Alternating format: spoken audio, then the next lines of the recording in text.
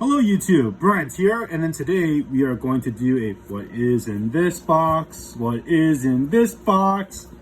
I already know what's in this box.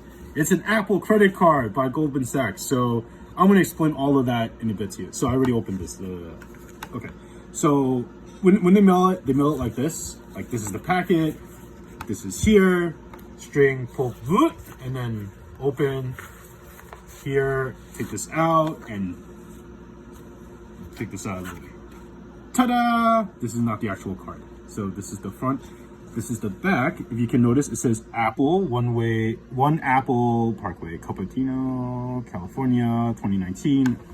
So recycled. This is awesome. This is not printed. This is actually like cut into it, which adds to an extra layer of sexiness. So I love Apple's minimalistic approach. So when you open this up, the way that you activate this card is you actually put your cell phone's your iPhone that's linked to the card already here, and it activates it like that for you, which is super, like, that's the easiest way to activate it. That's super awesome. And then this is the card. So it has my name on it, Bryant To, and this is a laser cutout or a cutout style logo here, chip reader, and in the back, Goldman Sachs Mastercard, no information whatsoever. So if someone takes a picture of this card, they can't do anything with it because there's no credit card number. And then the swipey thing, strip, magnetic strip. So, and it's, yeah, you have a nice little metal tingy sound because it's solid. No, I don't think it's titanium. I could be wrong. They advertise it as titanium, but I think it's some sort of stainless steel. But I really like this card because it's minimalist. So let me go by what I do like about it, what I don't like about it. And full disclosure and disclaimer, Apple's not paying me to do this. Don't get a credit card to rack up debt. I'm not advocating the use of getting credit cards. I'm not advocating the use of debt.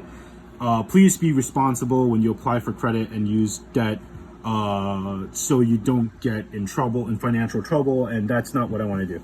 And I don't want to glorify the use of credit cards either, because it's just not a good thing. So why get an Apple credit card? First of all, Apple is the brand. Goldman Sachs is the lender that's lending the funds to Apple, and then Mastercard's the processor. So like if everywhere that takes Mastercard will take this card. And if you use this card itself, anywhere you get 1% back in Apple Cash. 1% back is pretty low in industry standards. Like nowadays, like there's a Citi double cash that gives you I'm not advocating Citi. I'm not getting paid by Citi to do it, but Citi gives you 1% every time you use it and 1% when you pay off your bill. So there are many credit cards that offer better rewards than the Apple card. So if you're using the Apple card, like this physical thing, to get 1% back, you might be doing yourself a disservice. There's no annual fee for this card, and there is, no annual fee. And then I think it's like, depending on your credit worthiness, might be 20% interest, might be 15, might be more. So I got the Apple card because this is like a cool tchotchke to have, but I don't use the physical card.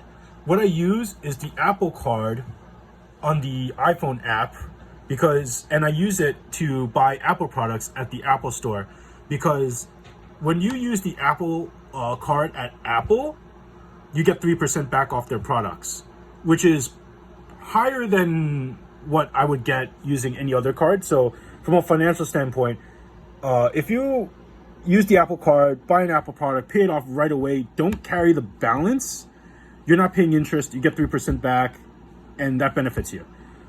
If you carry debt on it, the interest rate will probably eat you alive, and you're going to be paying that off for a long time, and it's not a pretty thing.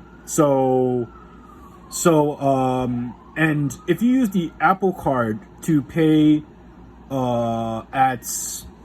use the Apple Pay, I think they give you 2% cash back when you use it, and that's pretty good. So why do I love it? Because everything's paid through and handled through Apple Pay on the iPhone. it's Mastercard. It's important to distinguish a few things. First and foremost, if you have trouble with your Apple Card, you're gonna have to go through Goldman Sachs and not Apple. Apple handles the technical aspect of the brand, like Apple brand. They handle the aspect of using Apple Pay, but the lender's going to be Goldman Sachs. So if you, let's say you have trouble paying with your Apple Card because they locked your accounts and they think it's fraud or something. Like, funny story. Well, not so funny for me, but story time. I went to an Apple store, bought a MacBook. Next day, returned it, tried to buy a different MacBook that suited me, and they declined my card forever. And they declined it because of fraud, because who uses a Goldman Sachs credit card to buy a MacBook at the same store twice, right? So they flagged it, and then I called them and they told me to call Apple to reset my password and ID. I did that. Then they were like, when I called Apple, they were like, why'd you do this? We don't handle the lending. We didn't freeze your card. And I was like, okay. So an hour later, I'm calling back Goldman Sachs, and it's such a back and forth.